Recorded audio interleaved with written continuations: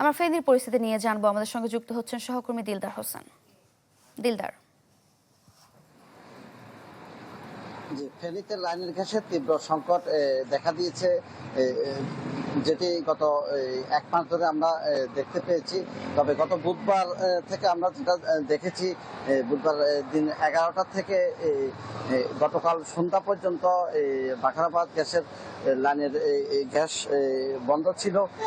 গতকাল সন্ধ্যায় বাখরাবাদ গ্যাসের এসেছে। তবে এখন আমরা যেটা দেখেছি, সিএনজি চালিত অটোরিকশাগুলোতে গ্যাস দিচ্ছে, তবে স্পিড তেমন একটা নেই বলে আমাদেরকে জানিয়েছেন। নগদ নিয়ে এলো হার না মানা হার অফার। সর্বনিম্ন 10,000 টাকা রেমিটেন্স নগদে পাঠালে থাকছে স্বর্ণের হার জেতার সুযোগ। বাখরাবাদ গ্যাস ডিস্ট্রিবিউশন কোম্পানি আমাদেরকে বরাবরই জানাচ্ছেন যে তারা গ্যাস সরবরাহ স্বাভাবিক রাখার জন্য চেষ্টা করে যাচ্ছেন। তবে তারা মাঝে মধ্যে সমস্যার মধ্যে পড়ছেন, এই জন্য তারা দুঃখ প্রকাশ করছেন। ফেনীতে যে সিএনজি চালিত অটোরিকশাগুলো রয়েছে, প্রায় 32,000 সিএনজি চালিত অটোরিকশা রয়েছে।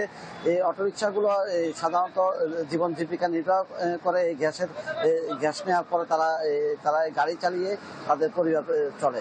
তবে গত 3 দিন যাবৎ গ্যাস না থাকার কারণে তারা চট্টগ্রামের মিরসরাই থেকে গ্যাস তিতাস কোম্পানি থেকে গ্যাস সরবরাহ করেছে। ওই গ্যাস দিয়ে তারা গাড়ি চালিয়েছেন। তবে তাদের দাবি হলো বাখরাবাদ গ্যাস কোম্পানি যেন তাদের গ্যাস সরবরাহটা স্বাভাবিক যেন রাখে, তাতে করে তাদের জীবন জীবিকাটা অন্তত চলবে। এ ছিল আমার সর্বশেষ। দিলদার, ধন্যবাদ আপনাকে।